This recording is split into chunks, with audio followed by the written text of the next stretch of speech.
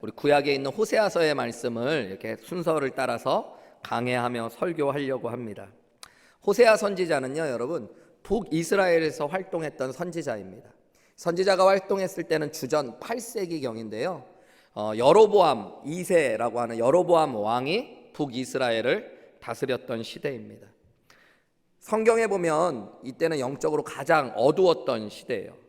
하나님을 의지하지 않고 수많은 우상을 섬겼던 시대이지만 세상적으로 보면 이스라엘 역사 가운데 유례 없는 부국 강병의 시대가 바로 이 호세아의 시대였습니다. 세상의 부와 성공이 이스라엘 백성들에게 하나님 앞으로 더 나아오게 했던 것이 아니라 우상 숭배에 빠지게 하고 세상의 쾌락과 세상의 부에 취하여 하나님을 떠나게 했던 시대가 바로 이 호세아의 시대, 여로보암 2세의 시대였던 것입니다. 여러분, 대부분 그렇죠. 인류의 역사를 돌아봐도 그렇고 우리의 인생을 돌아보아도 부유하고 평안한 시기가 진짜 믿음 안에서 복된 시기인가를 조금 돌아볼 필요가 있습니다. 믿음의 눈으로, 영적인 눈으로 보면 모든 것이 평안하고 무언가 많은 부유함이 주어진 시대가 영적으로는 하나님을 떠나기 가장 좋은 시기고 우리가 죄와 하나님으로부터 멀어지기 쉬운 시대라는 것들을 성경을 통해서도 알 수 있고 우리의 인생의 경험을 통해서도 쉽게 알게 되어집니다. 사실 이 북이스라엘이 이렇게 부국하고 전성기를 맞이했던 것은 그들의 노력과 능력 때문에 일어났던 일이 아닙니다. 당시의 세계의 정세를 보면 이 북이스라엘이라는 나라는 남쪽에는 유다가 있고 북쪽에는 아람이라는 나라가 항상 같이 대치해 있었습니다. 그래서 아람이 부국하면 이스라엘이 쪼그라들고 이스라엘이 커지면 아람이 위기를 막는데 아람 더 위에 있었던 아수르라고 하는 신흥 강국이 일어나면서 아람이 완전히 약화된 시기가 바로 북이스라엘이 있었던 지금 호세아의 시기입니다.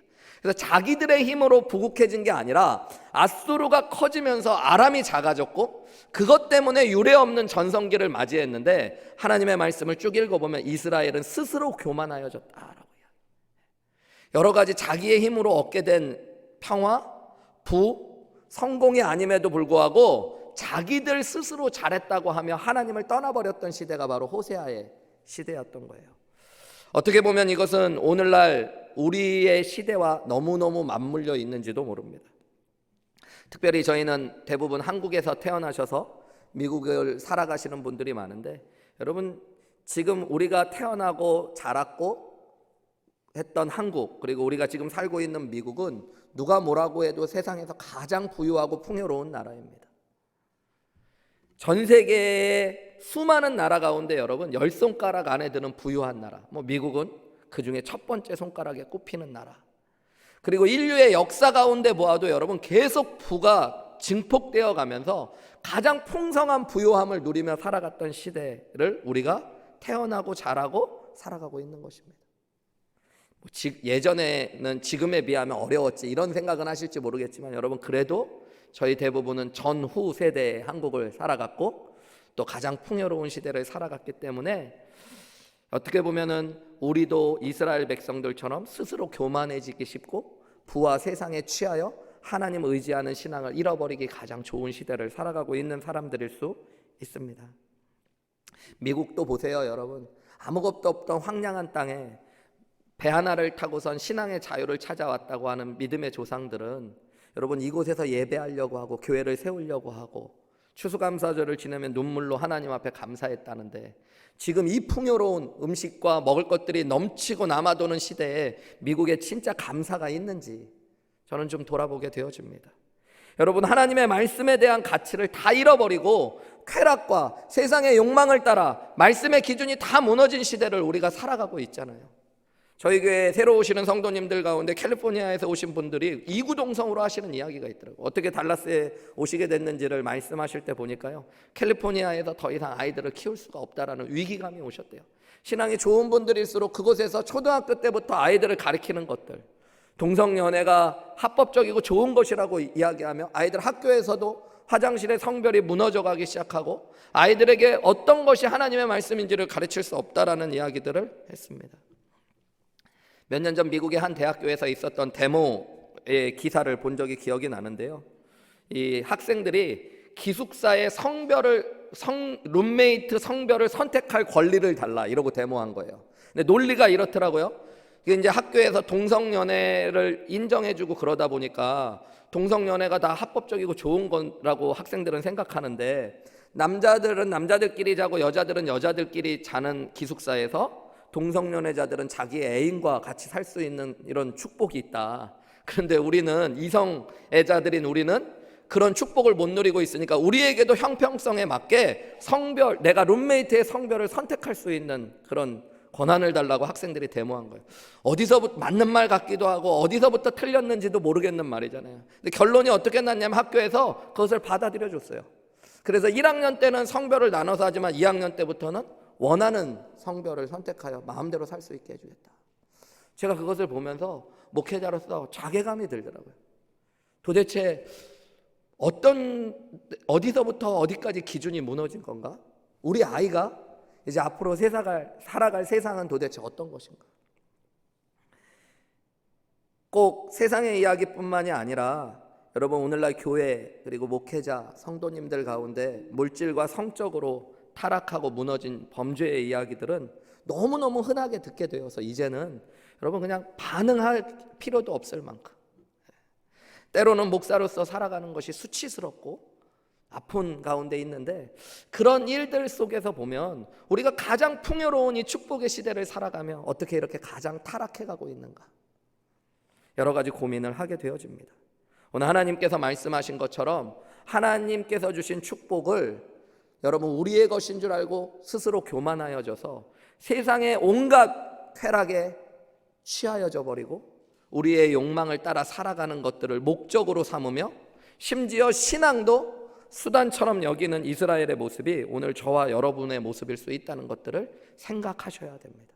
그래서 여러분, 매주 주일 말씀을 통해 이제 호세아의 말씀을 나눌 때 이것은 2800년 전의 메시지가 아니라, 이스라엘 백성들을 향해서만 하셨던 하나님의 말씀이 아니라, 오늘 저와 여러분 하나님께서 주신 축복을 너무너무 쉽게 누리며 살아가지만 영적으로는 어떻게 보면 가장 불행한 시대를 살아갈 수밖에 없는 저와 여러분을 향해서 주시는 하나님의 말씀이라는 것들을 깨달으시면서 매주 하나님의 음성을 들으시는 저와 여러분 되시기를 주님의 이름으로 축복합니다. 이런 시기에 하나님께서는 선지자 호세아를 통해서 이스라엘에게 말씀하십니다. 때로는 꾸짖으시고 경고하셔요. 그런데 오늘부터 저랑 말씀을 살펴볼 텐데요, 깊이 있게 들어가 보면 표면적으로는 꾸짖고 경고하시는 것 같은 하나님의 말씀 속에 하나님의 사랑과 하나님의 아픔의 마음이 담겨져 있습니다. 너는 내 백성이고 내가 내 신부와 같이 순결하게 삼은 내 아내와 같은 하나님의 백성들이다 말씀하시면서 돌아오라고, 회복하라고, 내가 여전히 너를 사랑하고 있다라고 외치시는 하나님의 말씀이 호세아를 통해서 이스라엘 백성들에게 들려졌고요, 저희에게도 매주 들려지는 은혜가 있기를 간절히 소망합니다. 오늘 우리가 살펴볼 호세아 1장의 말씀에 보면 오늘 1절은 이렇게 시작되죠. 우시야, 요담, 아하스, 히스기야가 이어서 유다의 왕이 된 시대, 남쪽 유다에 이런 왕들이 있었던 시대라는 기준을 그어주고요, 호세아는 북이스라엘의 선지자였는데 요아스의 아들 여로보암이 이스라엘의 왕이 된 시대였다라고 이야기해요. 북이스라엘의 왕은 한마디로 여로보암이 다스렸는데, 이 여로보암은 북이스라엘의 초대 왕이었던 여로보암과 구별하기 위해서 흔히 신학자들이 여로보암 2세라고 칭합니다. 그가 칭했던 이 시대, 제가 이 시대가 어떤 시대인지는 이미 앞에서 말씀드렸어요. 이때에 부에리의 아들 호세아에게 임한 여호와의 말씀이라, 하나님의 말씀이 임합니다. 2절부터 보면 어떤 말씀을 주시냐면요, 여호와께서 처음 호세아에게 말씀하시는데 이런 말씀, 너는 가서 음란한 여자를 취하여 결혼해, 그리고 음란한 자식들을 낳아. 이게 하나님의 명령이었어요. 여러분, 좀 충격적인 얘기죠. 구약의 성경을 보면 하나님이 선지자들에게 임하셨을 때 웅장한 메시지, 때로는 이스라엘을 향한 강한 경고의 메시지, 이런 것을 전해라 이렇게 말씀하시는데, 호세아에게는 말씀을 전하라는 게 아니라 가서 음란한 여자를 취하여 아내를 삼고 음란한 자식들을 낳아라 라고 말씀합니다. 여기 음란한 여인으로 번역된 말은 당시에 또 상황 가운데, 그리고 호세아서를 쭉 읽어보면 이 남자 저 남자를 만나고 심지어 몸을 파는 여인을 지칭하는 말입니다. 그런 여인을 맞이해서 결혼을 하래요. 3절에 보면 호세아가 그것을 그대로 순종합니다. 그리고 디블라임의 딸 고멜이라는 여자를 맞이하여 임신하고 아들을 낳습니다. 4절에 보면 하나님이 첫째 아들의 이름을 정해주셔요. 하나님의 말씀이 또 들립니다. 첫째 아들을 낳았을 때 이스르엘이라고 해라 그래요. 이스르엘이라는 말은요, 여러분, 뜻으로만 보면 하나님께서 흩으신다라는 뜻이에요. 근데 이게 뭘 흩으실 때도 있지만 파종할 때 씨앗을 뿌리고 축복하시 이런 일들을 이야기하는데요. 이스르엘 자체는 북이스라엘에 있었던 갈릴리 호수와 지중해 사이에 있었던 가장 비옥한 평야지대를 일컫는 말입니다. 이 지명도 되어지는 거예요. 그래서 구약 성경을 읽다 보면 이스르엘이라는 말이 나와요. 이 지명은 아주 북이스라엘의 가장 비옥한 평야지대였기 때문에 전쟁이 끊이지 않았던 지역입니다. 땅을 차지하기 위해서 아람과 이스라엘에 계속 전쟁이 있었고, 이스라엘 안에서도 이 땅을 차지하기 위한 여러 가지 죄악과 피해 역사가 있었어요. 성경에 보면 초대 왕이었던 사울 왕도 이 이스라엘 땅에서 전사하게 되어지고요. 여러분, 이세벨이라고 하는 아주 악한 여왕이 있었는데, 그 왕비가 있었는데, 왕비가 남편이 나봇이라는 사람의 포도밭을 빼앗으려고 싶어 하니까 이 나봇의 포도원도 이스라엘에 있었거든요. 그래서 나봇이라는 사람을 쳐 죽이고 그 땅을 빼앗았던 곳, 그를 죽였던 장소도 이스라엘이고 그 땅을 뺏었던 곳도 이스라엘입니다. 그뿐만 아니라 당시의 시대적 배경으로 보면 이 여로보암 2세가 왕으로 다스리고 있었는데, 이 여로보암 왕가를 처음 세웠던 사람은 예후라는 사람이에요. 이 예후라는 사람이 아합 왕이라는 왕가를 멸하고 왕이 되는데요, 이 아합 왕의 가문의 아들들을 다 쳐 죽인 곳이 이스라엘 땅입니다.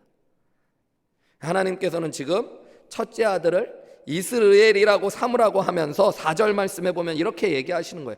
조금 후에 내가 이스라엘의 피를 예후의 집에 갚으리라. 예후의 집이 지금 왕가거든요, 여로보암. 그의 집에 갚아주시겠다. 그러니까 그의 집을 멸하시겠다라고 말씀하시고요, 이스라엘 족속의 나라를 이제 흩어버리시고 패하실 것이다, 이런 뜻이라는 거예요. 하나님이 너희를 흩어버리실 것이다, 그런 의미로 이스라엘이라고 이름하래요. 조금 있다가 둘째를 낳았는데 둘째는 딸입니다. 그때 하나님이 또 말씀을 주셔요. 6절에 보면 그의 딸의 이름을 로루하마라 하라고 그러는데, 여러분, 히브리어에서 접두어로 로가 붙으면 아니라는 뜻이에요. 없다, 아니다, 이런 뜻이에요. 부정어예요. 그러니까 루하마라는 뜻이 뭐냐면 긍휼히 여기다, 불쌍히 여기다요. 근데 로루하마니까 뭐겠어요? 불쌍히 여기지 않겠다, 불쌍히 여기지 않는다라는 뜻이에요.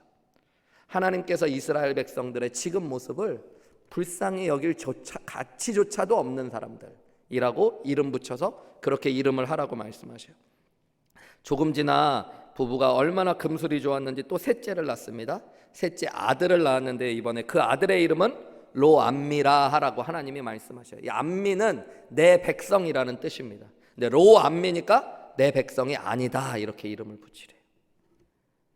한마디로 하나님은 지금 북이스라엘 백성들의 모습이 하나님의 백성이 될 수도 없고 하나님이 용서하실 수도 없을 만한 큰 죄악 가운데 있어서 하나님이 결국에 흩으시고 멸망시킬 사람들이다라는 메시지를 던져주고 계시는 거예요. 영적으로 참 어두운 시대죠. 그리고 말씀만 보면 참 두려운 말씀이죠.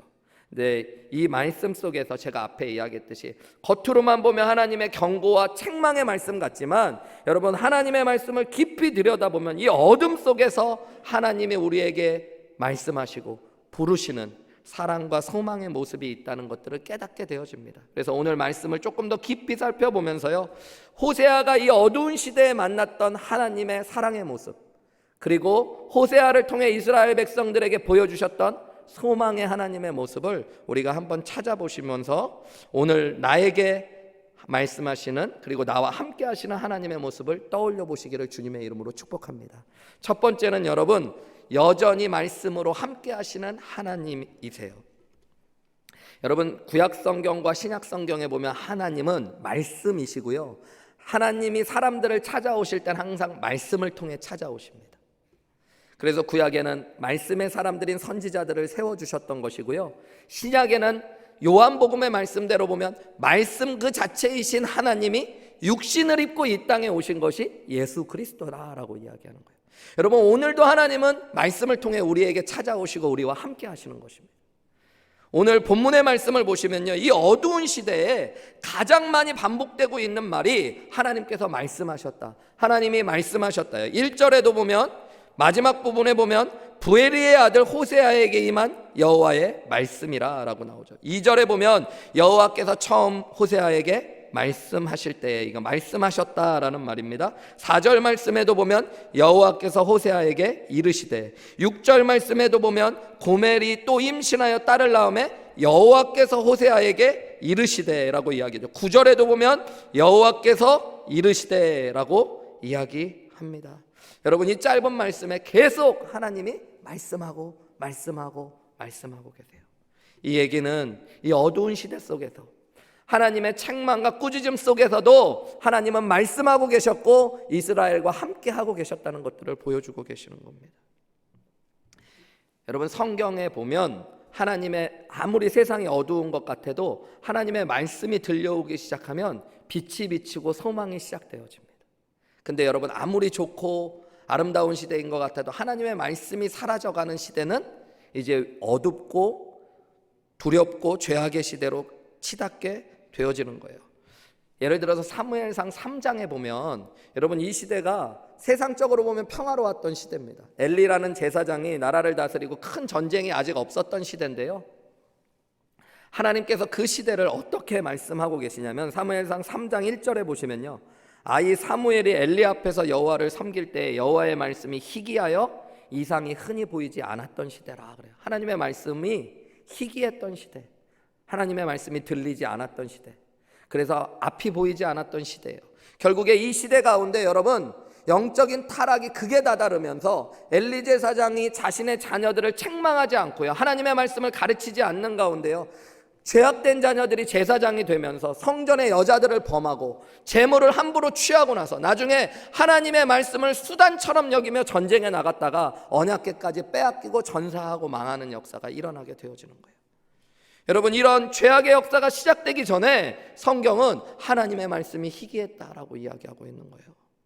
아모스서 8장 11절에서 14절에 보면 하나님은 당시에 어두웠던 이스라엘을 말씀하시며 이렇게 말씀하셔요. 주 여호와의 말씀이니라. 보라, 날이 이르리니 내가 기근을 땅에 보낼 것이다. 양식이 없어 주림이 아니며 물이 없어 가람이 아니요 여호와의 말씀을 듣지 못하는 기갈이라. 사람이 이 바다에서 저 바다까지 북쪽에서 동쪽까지 비틀거리며 여호와의 말씀을 구하려고 돌아다녀도 얻지 못하리니 그날의 아름다운 처녀와 젊은 남자가 다 갈아여 쓰러질 것이래요. 여러분, 하나님께서 마지막 심판의 때를 말씀하시는데 그때에는 사람들이 하나님의 말씀을 찾아다녀도 들을 수 없는 시대가 임할 거라고 말씀하시는 겁니다. 영적으로 보면 가장 어두워 보이는 오늘 호세아의 시대에 그래도 희망의 빛이 비추고 있는 것, 우리가 이제 호세아서를 계속 읽어갈 텐데요, 호세아서는 어두운 데서 시작한 것 같지만 결국에 가장 빛나는 빛과 소망을 우리에게 알려주실 거예요. 그리고 그 빛과 소망이 하나님 안에 있다는 걸 알려주시는데요, 그 소망으로 나아가기 위해서 하나님은 지금 계속 말씀하고 계시는 거예요. 어떻게 보면 여러분, 참 감사한 거죠. 어두워서 하나님은 책망하시는 것 같지만 여전히 계속 말씀으로 함께하고 계시고 그 말씀에 귀를 기울이며 순종하고 있었던 호세아가 있었던 것입니다. 여러분, 오늘날 우리의 인생에도 마찬가지예요. 내가 지금 얼마나 죄를 지었느냐 아니냐, 그것도 중요합니다. 내 인생이 얼마나 나름 평안롭게 많은 것들을 누리며 사느냐, 이런 거 생각하실 수 있을지 모르겠지만 여러분, 한번 내가 진짜 위기인가 아닌가, 영적으로 어려운 시기를 보내고 있는 것은 아닌가를 돌아보시려면 말씀이 들려지고 있는지 항상 질문하셔야 돼요. 하나님이 내게 말씀하고 계시나? 똑같은 예배의 자리에 있는데 여러분, 매주 어떤 분은 불같은 하나님의 음성, 너무너무 분명하고 나와 함께 하시는 그 음성을 듣는 사람이 있어요, 여러분. 근데 나는 이 자리에 있는데 나는 그 음성을 듣지 못하고 있으면 여러분, 내 삶에 위기가 찾아오고 있을 수 있다는 것입니다. 꾸지람을 해줄 수 있는 사람이 있다는 거, 여러분, 그거 어떻게 보면 축복일 수 있는 거예요. 오늘날 시대의 아이들을 보면서 저는 좀 걱정이 되는데요, 저희 시대만 해도 체벌이 좀 많았어요. 꼭 좋은 건 아닌데 여러분, 그래서 어른들 무서운 걸 알고 꾸지람을 두려워했습니다. 저도 막내 아들로 태어났고 나름 이렇게 어려운 집에서 태어난 게 아닌데요, 저희 집에도 어머니 아버지가 저를 엄청 꾸짖고 그게 당연한 줄 알고 살았던 것 같아요. 저희 집 현관문을 딱 들어가서 이 대문을 열고 마당을 지나서 현관문을 딱 들어가면 현관문 옆에 신발장이 있었습니다. 단독주택에. 근데 신발장이 1층과 2층이 있는데 2층을 딱 열어보면 여러분 총채가 쫙 걸려져 있습니다. 여러분 뭐 젊은 분들은 잘 이해가 안 될 텐데 그 총채가 쫙, 총채가 뭐냐면 여러분 이 먼지 터는 거거든요. 이렇게 대나무 같은 걸로 봉이 돼가지고 그게 왜 그렇게 쫙 달려 있냐? 뭐 집에 먼지가 많아서 그런 게 아니에요. 여러분 총채는 하나만 필요한데 대부분의 총채는 이제 저를 훈육하기 위한 어머니의 그거예요. 근데 하나만 있으면 되는데 왜 이렇게 많냐? 때리다가 부러지면 또 가져오라고 그러면 또 가져와야 되거든요. 그래서 그게 줄줄이 있었어요. 그래서 그냥 어렸을 때 얼마나 맞고 살았는지 모르겠어요. 어머니가 막 말썽을 피우고 그러면 너 이따 집에 가서 보자. 그러면 이제 그때부터는 이제 두렵고 스스로 자세도 조심하게 되고 그런 시대였어요. 근데 여러분 목회하다 보니까요, 요즘에 어떤 성도님은 그런 이야기 하시더라고요. 교회에서 어떤 어른이 자기 애한테 뭐라고 그랬다고 혼냈다고 막 저한테 항의하고 막 그러는 부모님을 만난 적이 있어요. 자기는 자기 애한테 한 번도 나쁜 소리 해본 적이 없대요. 근데 애가 고1이에요. 저는 얼마나 깜짝 놀라는지 몰라요. 그 얘기를 들으면서 저는 솔직하게 가슴이 벌렁벌렁하더라고요. 어떻게 고1짜리 되는 애한테 나쁜 얘기를 한마디도 안 하셨으면 도대체 애가 어떻게 컸을까? 말을 안 해도. 여러분, 근데 그런 시대가 되어가고 있잖아요. 가정에서도 아무도 꾸지람을 해주지 않고, 학교도 여러분 선생님들이 아이들을 꾸지를 수 없는 시대가 되었대요. 저희 큰 누나가 서울교대를 나오고 초등학교 선생님인데요, 저 누나가 교사 못해 먹겠다는 이야기를 많이 하시더라고요. 아이들을 혼낼 수도 없는 시대. 초등학생들도 혼내면 요새 아이들은 핸드폰을 들고 신고하겠다고 이야기하는 시대. 여러분, 그런 시대를 살아가죠. 교회에서도 마찬가지죠. 성도님들이 목사님의 말씀으로 무언가 마음의 부담을 느끼면 회개하는 것이 아니라 목사님이 누구한테 무슨 소리를 들어갖고 나를 때려? 뭐 이러면서 이 교회 아니면 갈 교회 없나? 뭐 이렇게 얘기하고, 그래서 목사님들이 가서 사과하기도 하고, 목사님이 말씀 전한 죄밖에 없는데 죄송하다고 우리 교회 나가지 말아달라고 뭐 이러니까 또 나가준다고 이야기하는 시대를 살아가기도 하죠. 한국에 있을 때 보면요, 여러분, 저희 때만 해도 아주 옛날이 아닌데도 그 중고등학생들이 담배도 피우고 나쁜 짓도 하죠. 그런데 주로 다리 밑이나 산에서 어른들 안 보는 데서 했던 것 같아요. 근데 요새는 여러분, 제가 한국을 떠나온 지 한 12년, 13년 됐는데 그 전만 하더라도 여러분, 아이들이 얼마나 떳떳하게 담배도 피고 침도 뱉고, 혼내려고 그러면 제 아내가 탁 붙잡고 하는 얘기, 여보 큰일 나. 아이들은 아무런 직접 겪은 건 아니지만 막 드라마 같은 데 보면 그렇더라고요. 아이들한테 뭐라 그러면 아이들이 웃어버리고 이 아저씨가 미쳤나 뭐 이런 생각하면서.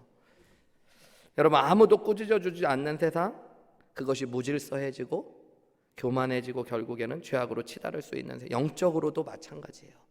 여러분, 하나님의 말씀이 내게 부담과 꾸지람으로 다가오지 않는 거, 그거 축복이 아닙니다. 여러분, 말씀을 읽을 때 내가 비춰줘야 돼요. 내 마음과 생각과 행동 안에 있는 죄악이 비춰져야 됩니다. 이스라엘의 가장 어두웠던 시대, 그렇지만 하나님이 여전히 그들을 사랑하시며 함께 하신다는 증거는 호세아를 통해 말씀하시는 하나님이 계셨다는 거예요. 여러분, 그래서 내가 나의 죄악을 볼수록, 그리고 하나님의 회복과 소망과 사랑을 경험하기 원한다면 더 말씀 앞으로 나아오셔야 됩니다. 말씀을 펴고 말씀을 읽으며 주여 말씀하옵소서, 주의 종이 듣겠습니다 라는 그 고백이 우리 안에 있어야 되는 거예요. 여러분, 하나님의 말씀은 창조의 능력이 있고 회복의 능력이 있습니다. 아무것도 없었던 창조의 때에, 태초에 하나님이 빛이 있으라 말씀하시니 빛이 있고, 여러분, 모든 무질서함들이 질서로 바뀌어 버렸던 역사가 하나님의 말씀 가운데 임했어요. 우리의 인생에도 마찬가지고 이 시대에도 마찬가지입니다. 여러분, 세상을 보면서 교회가 어떻게 이렇게 타락했느냐, 세상이 왜 이렇게 죄악 가운데로 가느냐 이야기할 수 있지만, 여러분, 답은 어디에 있냐면 여전히 말씀으로 함께 하시는 하나님 가운데 있음을 믿으시기 바랍니다. 우리 가정에도, 우리의 믿음에도 마찬가지예요. 그래서 여러분, 주님 말씀하옵소서, 주의 종이 듣겠나이다 하셔야 돼요. 목회자도 마찬가지예요. 여러분, 하나님의 말씀을 하나님의 말씀으로 전하는 것만이 목회자의 사명입니다. 저는 개인적으로 설교를 할 때 여러분들이 이제 몇 달이지만 보셔서 알겠지만 이렇게 주제 설교는 잘 안 하고요. 이번에 저희가 목회 시작하기 때문에 5대 비전을 가지고 설교하긴 했지만 대부분은 성경의 말씀을 한 권 한 권 강해를 하려고 합니다. 그 이유는 여러분, 목회자가 어떤 말씀을 전할까를 생각하다 보면 자칫 잘못하면 교회의 필요, 성도님들이 들어야 되는 말씀을 하면서 하나님의 말씀이라고 하지만 내가 하고 싶은 이야기, 목회의 이로운 이야기를 하게 되는 경우들이 있기 때문이에요. 그래서 하나님 앞에 기도하면서 하나님이 주신 말씀을 받고 순서를 따라서 하나님이 주시는 말씀을 따라서 전할 수 있는 나 스스로를 절제하는 길이 강해 설교에 있기 때문이라고 생각하기 때문에 주로 하나님의 말씀을 순서대로 설교합니다. 그런데 제가 그런 마음을 가지고 있는데 몇 개월 전에요, 이제 빌립보서 말씀을 끝나고 신약 한 번, 구약 한 번 이렇게 성경을 왔다 갔다 균형 있게 설교하려고 하는데 이제 구약에 어떤 말씀을 전할까 고민을 하다가 저도 모르게 그런 생각이 든 거예요. 우리 교회에 지금 이제 목회 시작하면서 대면 예배도 조금씩 확대되어야 되고 또 온라인으로 예배 드리시는 분들이 시간이 길어지면서 예배가 많이 무너진 분들이 있을 수도 있으니까 예배에 대한 말씀을 전해야겠다, 그런 생각을 해서 성전을 세우는 것처럼 예배를 세우자. 느헤미야서를 설교할까? 에스라가 영적인 부흥을 일으켰던 것처럼 에스라의 말씀을 전할까? 아니면 말라기의 말씀을 전할까? 그러면서 막 세 가지의 말씀을 보는데요, 말씀이 막 들어오는 거. 이 말씀을 전하면 성도님들 이제 은혜 엄청 받겠다. 이제 막 우리 예배가 엄청 세워지고 분위기가 좋아지겠다. 근데 그러고 있는 저를 하나님께서 새벽에 기도하는데 보여주시는 거예요. 너는 왜 네 말을 하려고 그러니? 성도님들이 들어야 될 진짜 말은 목회에 필요한 너의 필요가 아니라 지금 내가 성도들에게 전해주고 싶은 내 마음이 아니겠니? 라는 말씀. 그래서 제가 그 세 가지 말씀 접어버렸어요. 그리고 하나님 앞에, 하나님 오늘 우리에게, 그리고 내가 성도님들에게 전하기 전에 먼저 들어야 될 말씀이 무엇인지 알려주십시오. 그때 하나님께서, 사실 호세아서는 제가 목회하면서 다른 성경은 대부분 설교를 다 해봤는데요, 호세아 설교는 한 번도 안 해봤던 설교인데 하나님께서 이 구약에 있었던 호세아서는 구약의 복음서라고 불리워지는 책이거든요. 내 마음, 아픔 가운데, 시대의 어두움 가운데 하나님의 사랑을 이야기했던 호세아서를 나눠주라는 말씀을 주시고 그 말씀을 묵상하면서요, 저도 얼마나 많은 은혜를 경험했고 또 매일매일 이 말씀을 수없이 읽으면서 하나님의 음성을 듣고 있는지 모릅니다. 여러분 마찬가지예요. 여러분에게도 내가 필요한 말씀이 아니라 하나님이 하시는 하나님의 말씀이 들려지시기를 주님의 이름으로 축복합니다. 그게 우리 교회가 되기를 또한 기도해 주시기 원해요. 우리 교회가 말씀이 충만한 교회가 되는데 사람의 말이 아니라, 목사님이 하고 싶은 말, 여러분이 듣기 좋은 말이 아니라 하나님이 하시는 말씀이 분명히 들려지고, 그 말씀이 때로는 꾸짖음일 수 있고 책망일 수 있지만 그 안에 있는 하나님의 사랑으로 우리가 능히 회복되는 말씀의 역사, 말씀으로 함께 하시는 하나님의 은혜가 저와 여러분 가운데 있으시기를 다시 한번 주님의 이름으로 축복합니다. 하나님은 여전히 말씀하시는 하나님이세요. 두 번째로, 호세아를 통해 하나님이 보여주신 하나님의 모습, 그리고 어두운 시대 가운데 호세아를 통해 이스라엘에게 말씀하셨던 하나님의 모습은 사랑 때문에 아파하시는 하나님이라는 것들을 여러분 기억하셔야 돼요. 하나님은 호세아에게 명령을 내리셨죠. 음란한 아내를 맞이해라. 그 다음에 아들과 딸을 낳고 나서는 이스르엘, 로루하마, 로암미라고 이름하라고 말씀하셨습니다. 어떻게 보면 이해하기 되게 어려운 얘기죠, 여러분. 저는 그 중고등학교 때 성경을 읽으면서 이 호세아서를 읽고 사실 충격을 받았었어요. 그전에는 몰랐었거든요, 이런 이야기가 있는지. 그런데 성경을 읽다 보니까 하나님이 어떻게 이런 말씀을 하시나. 저는 그전까지는 제 청소년기였기 때문에 어떤 제가 좀 마음에 드는 여학생을 보면 하나님 저 여학생이랑 사귀게 해주세요 뭐 이런 기도는 해봤는데, 하나님이 저한테 말도 안 되는, 막 진짜 뭐 음란하고 막 죄악 가운데 있고 힘든 사람과 사귀라, 결혼하라 이런 얘기하면 어떡하지, 막 이런 괜히 말도 안 되는 이런 그런 이 감정이 이입돼 가지고요, 이 말씀이 충격을 되었던 경험이 있는데, 여전히 여러분 어떤 의미에서 보면 이 호세아에게 주신 하나님의 말씀은 우리가 이해하기 좀 어려운 말씀이죠.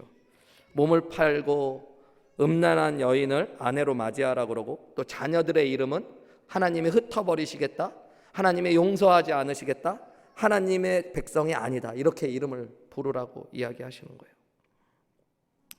하나님이 왜 그러셨을까? 여러분 가만히 들여다보면 아픈 이야기 같지만 2절에 보면 여호와께서 처음 호세아에게 말씀하실 때 여호와께서 호세아에게 이르시되 너는 가서 음란한 여자를 맞이하여 음란한 자식들을 낳으라.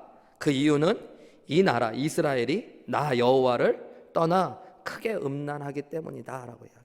하나님은 지금 하나님의 마음을 호세아에게 전달해 주시고 그 마음을 이스라엘이 알게 하기 원하셨어요. 여러분, 하나님의 선지자들은 하나님의 말씀을 받고 하나님의 마음을 하나님의 백성들에게 보여주는 사람들이었습니다. 음란한 아내를 취하며, 성경에 보면 저는 예전에 그런 생각을 했거든요.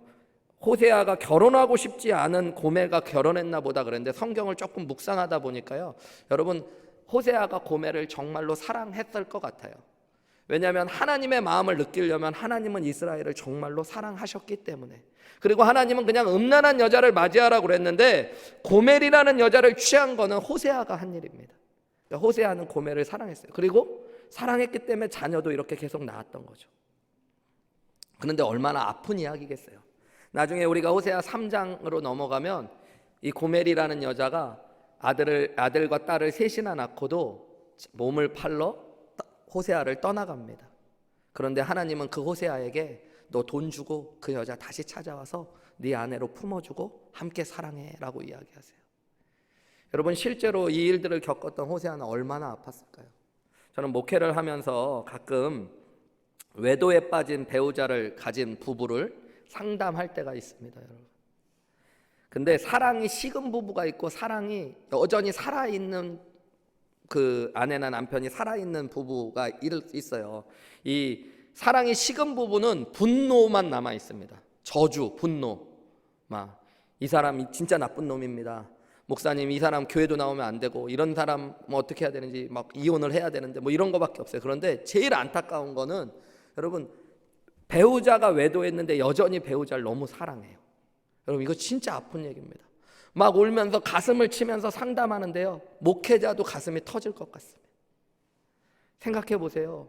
여전히 내가 너무 사랑하는 아내가, 여전히 내가 너무 사랑하는 남편이 내가 아닌 남자와 여자를 사랑하고요, 나와 헤어져 달라고 이야기할 때 여러분, 그 마음이 얼마나 아프겠어요. 이건 호세아가 느꼈던 아픔이 그런 것이죠. 여러분, 자녀가 죄악 가운데 무너져가는 모습을 보는 부모도 여러분 너무너무 가슴 아픈 겁니다. 제가 아는 성도님 한 분은 자녀가 마약을 해가지고 경찰한테 현행범으로 잡혀가는 걸 눈으로 보시고 나서 가슴을 치는데요, 진짜 죽고 싶다고, 사랑하는 아들이 여러분 망가지는 그 모습을 다 지켜보면서 포기할 수 없으니까 오는 그 아픔과 같은 마음들. 여러분, 하나님이 호세아에게 그 아픔을 느끼게 하셨던 이유는 앞에 이야기했듯이 선지자들은 하나님을 보여주고 하나님의 마음을 전하는 사람들인데 그것이 하나님의 아픔이었기 때문이에요. 하나님이 여러분 죄악된 세상을 보시고 저와 여러분을 보며 아파하신다는 것들을 기억하셔야 됩니다. 오늘 하나님은 이 어두움의 북이스라엘의 시대에 여전히 아파하고 계셨고, 말도 안 되는 아픔으로 아파하고 계셨고, 그 이유는 여전히 하나님이 이스라엘을 사랑하신다는 증거였던 거예요. 여러분, 현실을 외면하는 거 좋은 신앙이 아닙니다. 우리는 때로 신앙생활하면서 세상의 교회들이 막 무너져가고 죄악 가운데 넘어져가는 것들을 보면서도 우리 교회는 좋으니까 괜찮아 라고 외면하기 쉽습니다. 여러분, 세상에 많은 그리스도인들이 막 타락하고 죄악을 범해도 내가 은혜 받고 있으면 괜찮다라고 생각하는 경향도 있습니다.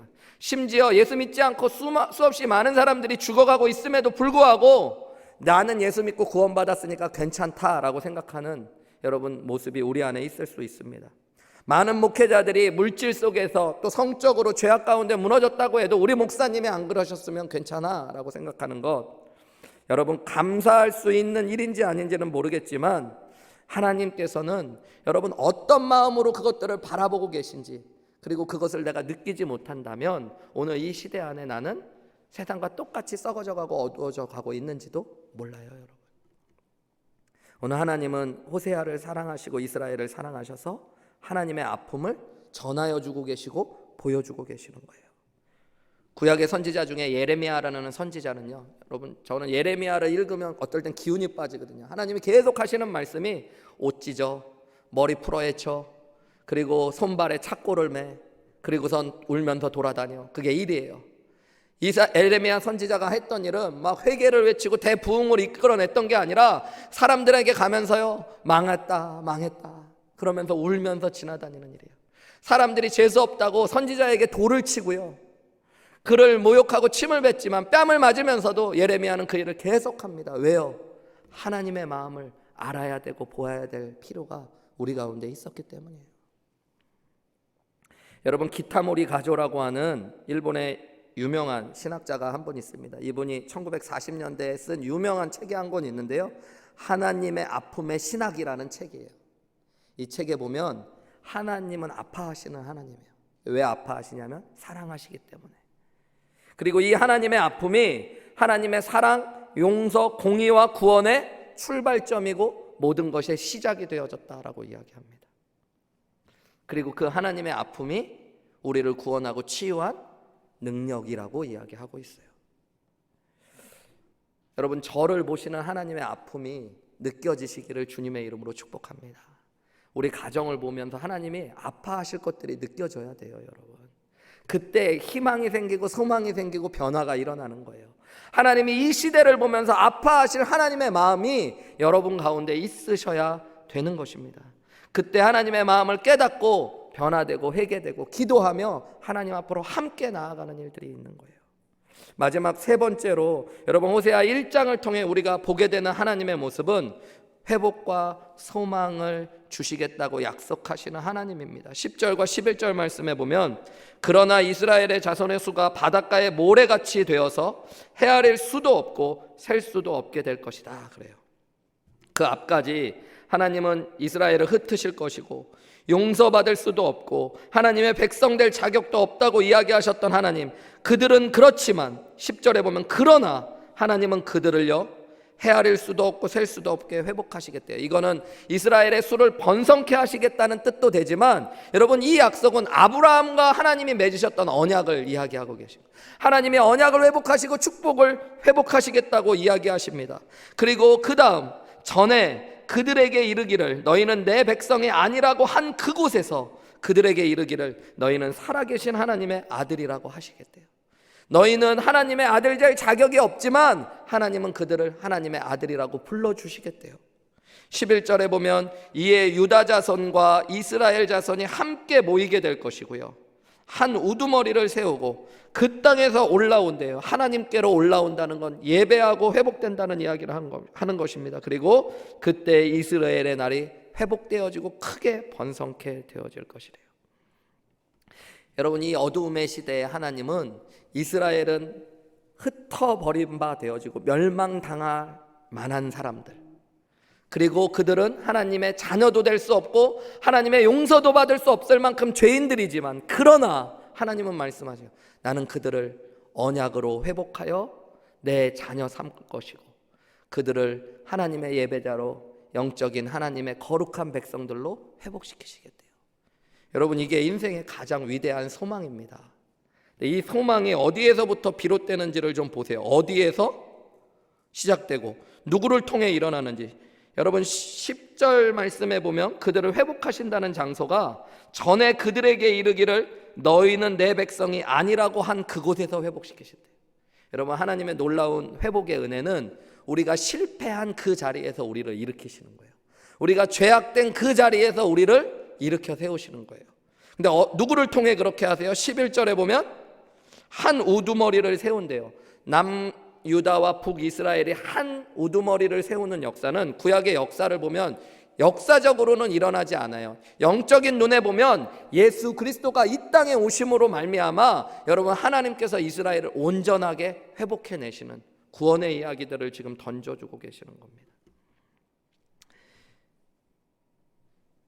하나님은 여러분, 우리를 죄악의 자리에서 완전히 바깥으로 건져서 구원하는 게 아니라 우리가 예수 그리스도를 바라보고 붙잡을 수만 있으면 내가 실패했다고 생각하는 그 자리, 내가 완전히 죄악 가운데 넘어졌다고 생각하는 그 자리에서 우리를 회복해내시는 하나님이십니다. 여러분, 요한복음 21장에 보면 예수님께서, 부활하신 예수님이 제자들을 만나시고 또 베드로, 특별히 베드로와 이야기를 나누시며 베드로를 다시 회복시키시는 장면이 나와요. 우리가 잘 알듯이 베드로는 예수님이 십자가에 못 박히시기 바로 전에 예수님을 3번이나 저주하고 부인하고 욕하며 범죄했습니다. 그런 베드로가 부활하신 예수님을 만났는데도 아직 회복이 안 됐어요. 그래서 그는 자꾸 갈릴리로 가려고 하고 갈릴리에서 고기 잡으려고 하고 있었습니다. 예수님께서 그와 만나 주셔서 처음 만났던 것처럼 그물에 물고기를 가득 잡게 하신 뒤에 말씀에 보면 불을 피워 놓으셨다고 그래요. 하나님이 숯불을 피워 놓으셨대요. 그리고 예수님이 3번 질문하십니다. 너 나를 사랑하니? 너 나를 사랑하니? 너 나를 사랑하니? 네, 여러분, 그냥 다른 제자들은 예수님이 밤새 고기 잡고 추웠으니까 숯불을 피워놨나 보다 했을 텐데, 여러분, 불 앞에 서는 순간 그 자리가 어떤 자리인지 베드로는 알고 있었어요. 성경 말씀에 보면 베드로가 예수님을 3번 부인하고 저주할 때 불을 쬐고 있는 그 자리에서 예수님을 부인했다고 그래요.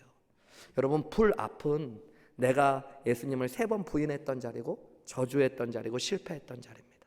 예수님은 그곳에서 너는 나를 사랑하냐고 물으시고 그 자리에서 베드로를 회복해내시는 거예요.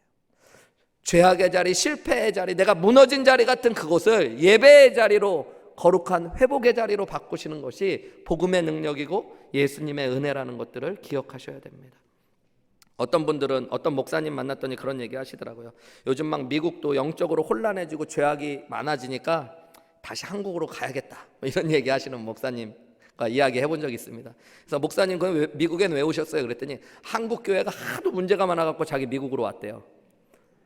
제가 그랬어요. 가실 데가 없겠는데 앞으로 그냥 바로 천국 가시지 않으면 가실 데가 없겠는데. 여러분, 우리는 자꾸 뭔가 회복하고 내가 변화되려면 죄악의 자리를 떠나서 하나님이 다른 거룩한 곳에 계신 어디로 가면 회복이 일어날 거라고 생각하는데 그렇지 않아요. 여러분, 내가 무너진 그 자리에 예수 그리스도를 붙잡고 예수님을 만나고 예수님을 내 마음에 품을 수 있으면 그 자리가 하나님이 나를 회복하시고 일으키시는 자리인 걸 믿으시기 바랍니다. 내 인생의 최악의 실패의 자리, 죄악의 자리, 그곳이 지금 여러분의 자리일 수 있지만 하나님은 그 자리에서 우리를 회복해내시고 소망의 노래를 부르시기 원하시는 하나님이셔요. 여러분, 그게 십자가예요. 십자가는 인간의 죄가 집약되어져서 하나님의 아들 예수 그리스도를 못 박은 장소입니다. 여러분, 그거는 인류라고 이야기하지만 내가 예수님을 못 박은 자리예요. 내 죄 때문에 예수님이 못 박히셨어요. 그런데 하나님은 그 자리에서 인류를 구원하는 구원의 역사를 이루어내십니다. 그래서 여러분, 내가 실패한 그곳에서 하나님은 소망과 회복을 주시는 하나님이심을 믿으셔야 돼요.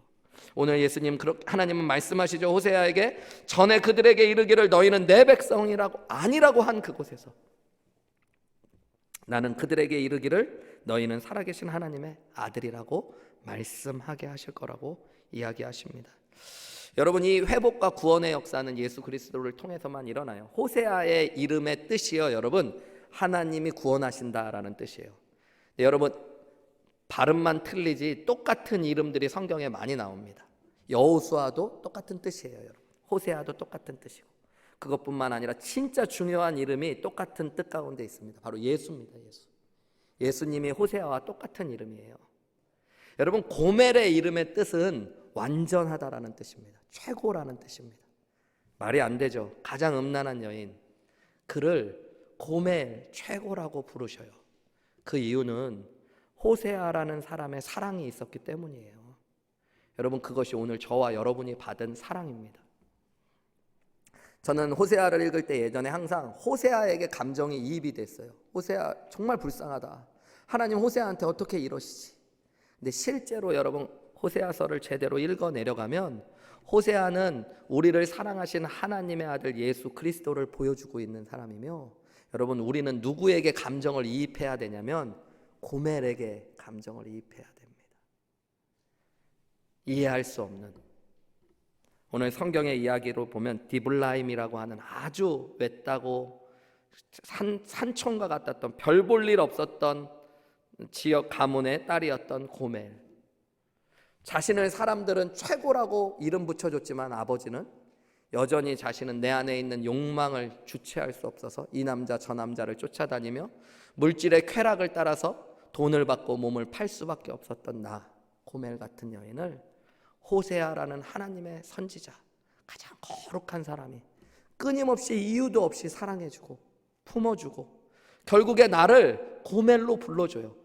여러분, 하나님께서 저와 여러분을 그렇게 사랑하신 거예요.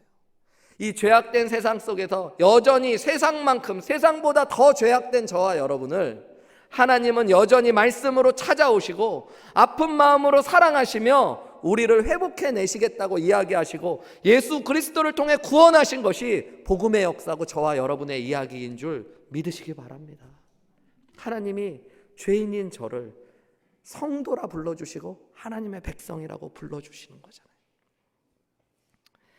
어저께 우리 목사님들과 함께 오늘 호세아의 말씀 먼저 묵상하다가 어떤 목사님이 그러시더라고요. 하나님의 사랑은 진짜 이해할 수 없는 맹목적이고 무조건적인 사랑, 그렇게밖에 표현이 안 되고 도저히 헤아릴 수가 없다고. 제가 그런 말 했어요. 사랑은 원래 그런 거라고. 멋있죠?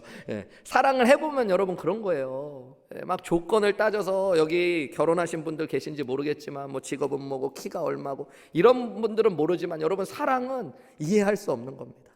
저희 딸이 어저께 그러더라고요. 제가 막 작은 딸에게 야 아빠 비빔면 좀 끓여줘라, 배고픈데, 막 그러면서 공부하고 있는데 막 아빠 내가 중3짜리 딸을 이런 걸 시켜야겠어 그러면서 막 제가 귀찮게 하니까 엄마가 옆에 있었거든요. 엄마, 근데 아빠 뭐가 좋아서 결혼한 거야? 이렇게 갑자기 물어보더라고요.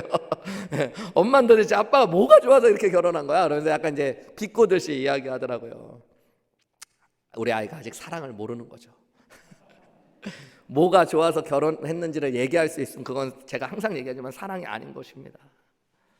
여러분, 하나님이 정말로 그 이해할 수 없는 사랑으로 우리를 사랑하셨어요. 나 같은 자를 위해 여러분 하나밖에 없는 아들 예수 그리스도를 주시고 아파하시며 우리를 구원하기 원하시고 결국에 그 구원의 노래를 이루어내신 분이 예수 그리스도이시고 내 아버지 하나님이십니다. 하나님은 영적으로 어두운 시대에 이스라엘에게 하셨던 것처럼 오늘도 저를 통해 여러분에게 말씀하고 계시고요. 여러분을 보시며 사랑하기 때문에 아프다고 말씀하고 계십니다. 그리고 내 아들 예수 그리스도를 통해서 너를 분명히 내 최고의 모습으로 바꾸어 내시겠다고 약속하고 계세요. 여러분, 그 사랑을 믿으시고 그 사랑 앞으로 나아가셔서 하나님의 사랑 안에서 이 어두운 시대에 하나님의 소망의 빛을 노래로 함께 불러가시는 저와 여러분들 되시기를 주님의 이름으로 축복합니다. 우리 함께 잠깐 기도하셨으면 좋겠어요. 여러분, 우리 각자의 모습이 오늘 호세아를 통해 하나님을 아프게 했던 이스라엘의 모습과 똑같지는 않습니까? 하나님을 섬긴다고 하고 예배의 자리에 앉아있기는 하지만 여전히 세상의 평안함과 세상의 쾌락과 부에 온 마음을 빼앗겨 버렸고 하나님과 함께 풍요와 쾌락의 신을 섬겨가며 나 스스로 교만하여져서 음란함으로 하나님의 마음을 아프게 하는 것이 저와 여러분 그리고 우리 교회의 모습은 아닌지 돌아보기 원합니다. 하나님, 그럼에도 불구하고 여전히 하나님의 자녀 될 수도 없고 하나님이 용서받을 수도 없고 하나님이 흩어버리고 멸망시키실 수밖에 없었던 저를 향해 끊임없이 말씀하시고 사랑으로 아파해 주시고 하나님의 최선의 모습으로 나를 회복시키고 만들어 가시고 세워주시기 원하신다는 예수님의 그 큰 사랑 감사하시며 주님, 그 사랑이 여전히 나와 함께 하심을 믿고 하나님 앞에 회복되겠다고 우리 고백하시며 기도하시는 귀한 아침 되기 원합니다. 우리 함께 기도하시며 나아가시겠습니다. 기도하시겠습니다.